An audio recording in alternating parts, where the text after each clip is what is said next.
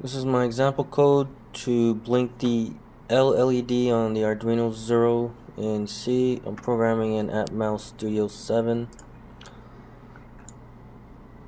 Here I'm just defining some variables. This is the clock division. I'm not dividing the clock. I'm choosing 0 as the generic clock generator 0.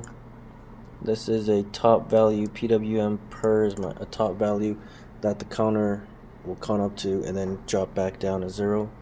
So in the main here we got the SystemInit function, which will call a function in the systemsamd21.c file. The SystemInit function I actually copy and pasted from the startup.c file. It sets up the clock so the timings are all proper. You also need to define these two values here to make sure this all works. This initialization works.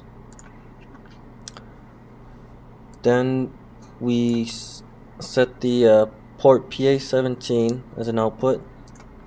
We enable the bus clock TCC0. We divide the clock by 1, or not really dividing it by anything. We can change it with the prescaler later on. Then I'm just choosing the generic clock generator 0 to configure. And then here you gotta put this while command in to wait for the clocks to sync. So here we're choosing our generic clock generator 0. We enable it, and then the source we're setting it to the 48 megahertz crystal.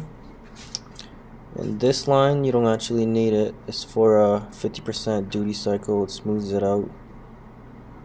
And then this is for if you're not dividing that clock at all, which we're not. We're going to use the prescaler later on.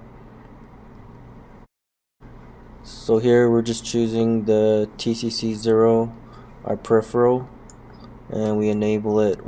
Basically it connects the generic clock generator 0 to TCC0 and TCC1.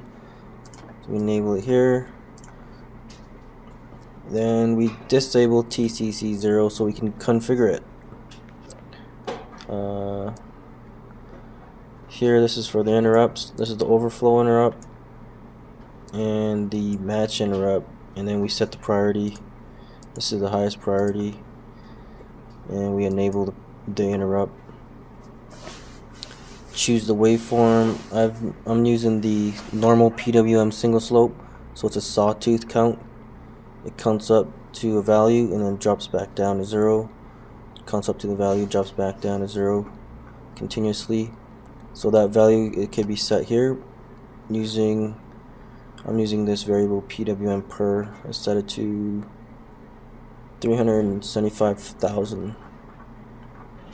And then I'm just doing 50% duty cycle, so just multiply that value by 0.5. And then I reset the counter to 0, just initializing it. Set the prescaler to 256, which should come out to 187 kilohertz. Enable the peripheral, and then in my while loop I got nothing. I don't need anything there. And then so when the interrupt occurs, it should call this handler, and then it'll toggle the LED, and then we'll reset the flags. This will reset your match flag, and then this will reset your overflow flag.